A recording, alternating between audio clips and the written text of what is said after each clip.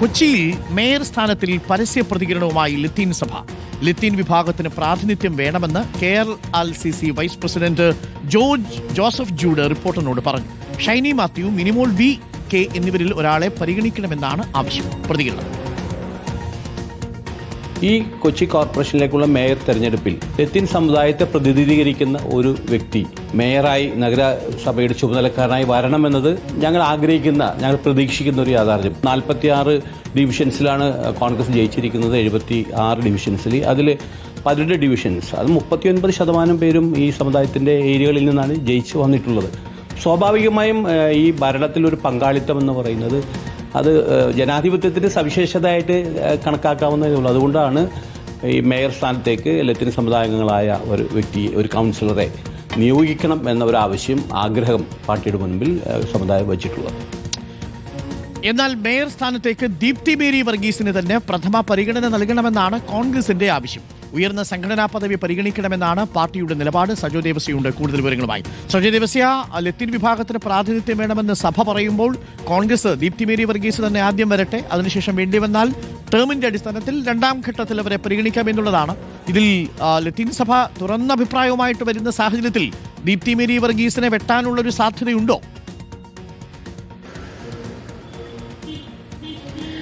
Doctor Arunkumar, പലതരം നീക്കങ്ങൾ Kochi mayor പദവിയുമായി ബന്ധപ്പെട്ട് ഇപ്പോൾ സജീവമായി തുടരുന്നുണ്ടെന്നതാണ് ഏറ്റവും പ്രധാനപ്പെട്ടത്. ഇപ്പോൾ നമ്മൾ കേട്ട പ്രതികരണം ലത്തീൻ സഭയുടെ ഏറ്റവും ഔദ്യോഗിക സംഘടനയായ കേരള റീജിയണൽ ലാറ്റിൻ കാത്തലിക് കൗൺസിലിന്റെ വൈസ് പ്രസിഡന്റ് ജോസഫ് ജൂഡാണ്. അദ്ദേഹം തന്റെ പ്രതികരണത്തിൽ വളരെ കൃത്യമായി പറയുന്നുണ്ട്.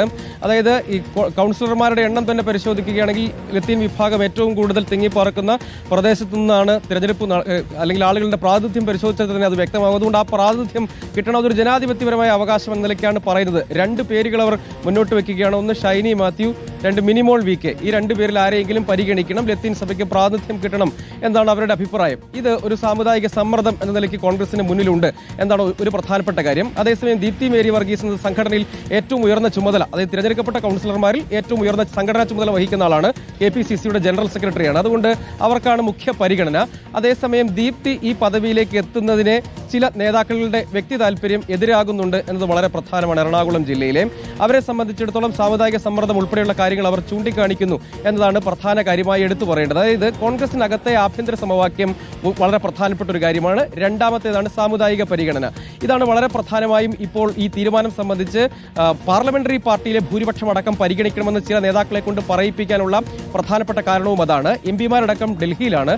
അവർ കൂടി തിരികെ എത്തിയതിനു ശേഷം പാർലമെന്ററി പാർട്ടി ചേർന്ന തീരുമാനമാണെങ്കിൽ അങ്ങനെ, അതല്ലെങ്കിൽ നേതാക്കൾ തമ്മിലുള്ള കൂടിയാലോചനയിലൂടെ അന്തിമ തീരുമാനമെടുക്കേണ്ടതാണെങ്കിൽ അങ്ങനെ, അത്തരമൊരു ധാരണയിലേക്ക് പോവുക എന്നാണ് ഇപ്പോൾ കോൺഗ്രസിനകത്ത് രൂപപ്പെട്ടിരിക്കുന്ന ധാരണ.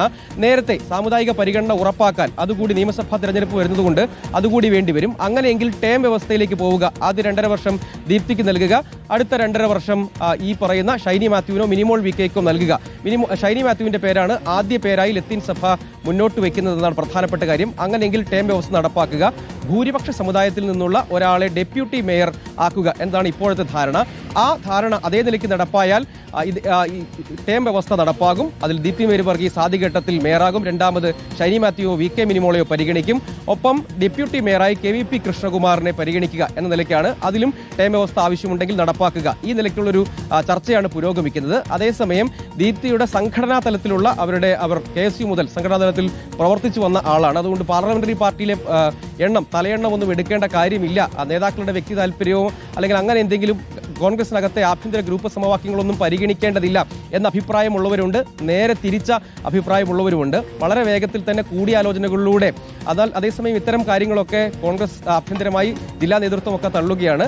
നേതാക്കളുമായുള്ള കൂടിയാലോചനകൾ വൈകുന്നു. കാരണം പലരും നേതാക്കളൊക്കെ MP-മാർ ഡൽഹിയിലാണ്. അവർ തിരികെ വരണം. അങ്ങനെയെങ്കിൽ മാത്രമേ DCC നേതൃയോഗവും ആവശ്യമായ തലത്തിലുള്ള ചർച്ചകളും കൂടിയാലോചനകളും നടത്താൻ കഴിയുള്ളൂ. അത്തരം തിരക്കുകൾ ഉള്ളതുകൊണ്ടാണ് വൈകാതെ തന്നെ DCC നേതൃയോഗവും ഈ തിരഞ്ഞെടുക്കപ്പെട്ട കൗൺസിലർമാരുടെ പാർലമെന്ററി പാർട്ടിയും ഒക്കെ വിളിച്ചു ചേർത്ത് കൂടിയാലോചനകളിലേക്ക് പോയി KPCCയുടെ അനുമതിയോടുകൂടി അന്തിമമായ ഒരു തീരുമാനം എടുക്കും എന്നാണ് പറയുന്നതെങ്കിൽ കൂടിയും ഈ സാമുദായിക സമ്മർദ്ദം ഒരു വശത്ത് നിൽക്കുന്നു, കോൺഗ്രസിലെ ആഭ്യന്തര സമവാക്യങ്ങൾ മറുവശത്ത് നിൽക്കുന്നു. ഏതായാലും വൈകാതെ തന്നെ ഈ തീരുമാനം മേയർ ആരാകും, കൊച്ചിയുടെ പുതിയ മേയർ ആരാകും എന്ന കാര്യത്തിൽ അധികം വൈകാതെ തന്നെ തീരുമാനം പ്രഖ്യാപിക്കുമെന്നാണ് ജില്ലാ കോൺഗ്രസ് നേതൃത്വം വ്യക്തമാക്കുന്നത്.